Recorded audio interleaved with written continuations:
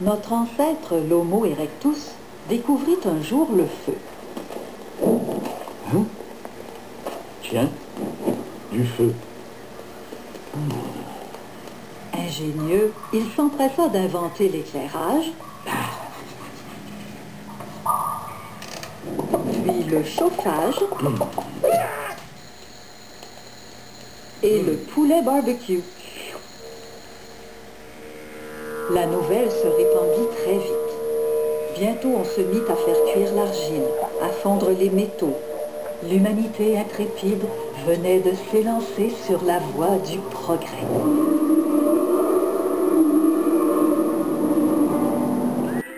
L'écriture s'est inventée pour résoudre des problèmes en mathématiques. Ça n'a pas été écrit pour conter des histoires. C'est écrit un peu comme tu dis, pour parler des objets. On est allé voir dans l'histoire des maths, parce que les mathématiques du primaire, une grande partie s'était inventée sur 15-20 000 ans par des bergers, des gardiens d'entrepôts. Alors on se disait, en termes de milieu socio-culturel, là, nos élèves sont tous favorisés là, comparé à ça. Comment ça se fait que ces gens-là ont inventé les maths? Alors, première chose, c'est qu'on est allé voir quel type de problème ces gens-là avaient, et on a présenté exactement les mêmes problèmes aux élèves. Mais vous autres, ça vous a pris 10 minutes. Eux, ça leur a pris plusieurs centaines d'années, puis même des milliers d'années pour trouver ça. Et nos élèves répondent avec leur bagage culturel qui est beaucoup plus riche que nos ancêtres, de sorte que chaque fois, ils retrouvaient les solutions de nos ancêtres. Mais en fait,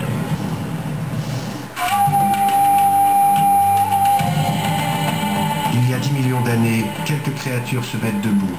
Ces étranges mammifères sont en danger. Ils ont peu de chances de survivre. Alors ils se défendent et s'adaptent. Ils inventent, ils marchent, ils parcourent la terre et les océans. Ils explorent et conquièrent le monde.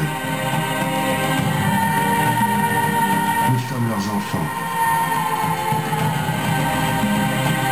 Que notre peau soit blanche, noire ou cuivrée, nous descendons tous d'une seule et même famille.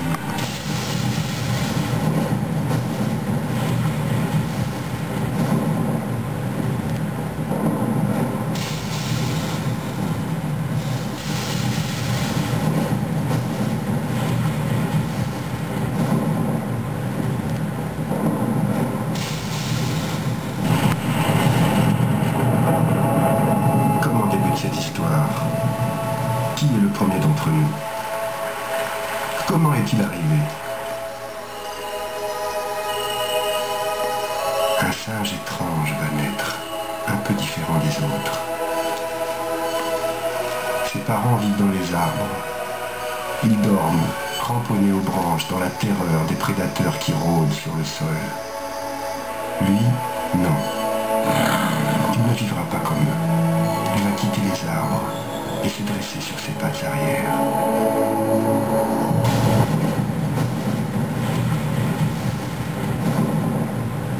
Le premier d'entre nous va naître dans ces conditions difficiles.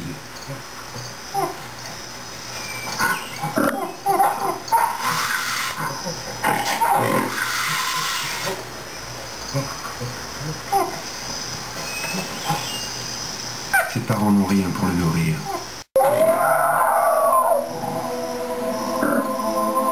Il pourrait renoncer et attendre, mais un extraordinaire instinct de survie l'habite. Aucun d'entre eux n'a jamais fait ça. Il va prendre un risque énorme. Son malheur va le pousser à faire une découverte prodigieuse. Il mesure 1,30 m. À quatre pattes dans la savane, il ne sait plus où il va.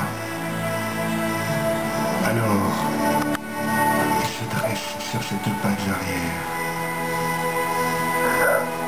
Et là, il voit.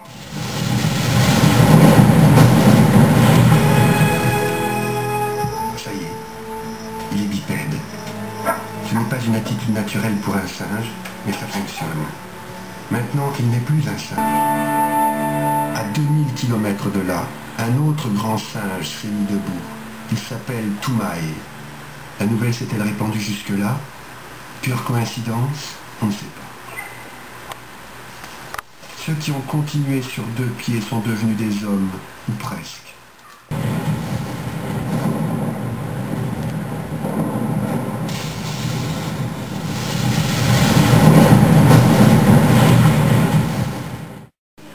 Le soleil est rude pour ceux qui n'ont pas trouvé une place à l'ombre. De nombreuses espèces disparaissent, comme le calicotère. Seuls quelques hominiens audacieux et mieux adaptés vont parvenir à survivre, les australopithèques. Plusieurs espèces, bien différentes les unes des autres, se partagent la plaine. Un seul d'entre eux peut avoir enfanté l'espèce humaine. Nos regards se tournent vers une femme qui pourrait bien être notre grand-mère. Cette femme, c'est Lucie. Et voilà ce que l'on imagine de son histoire.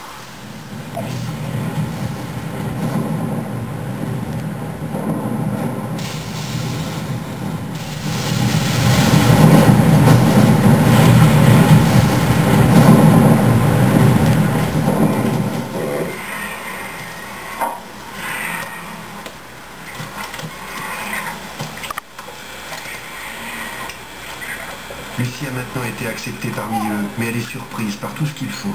Jamais elle n'aurait attaqué ses hyènes. Jamais elle n'aurait eu l'idée de manger cette chose. Tout ça, les anciens ne le faisaient pas.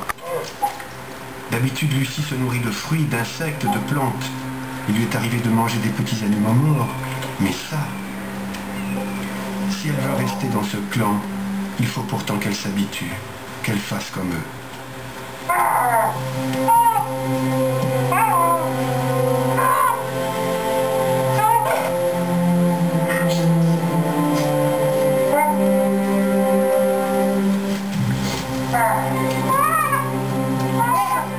Ici.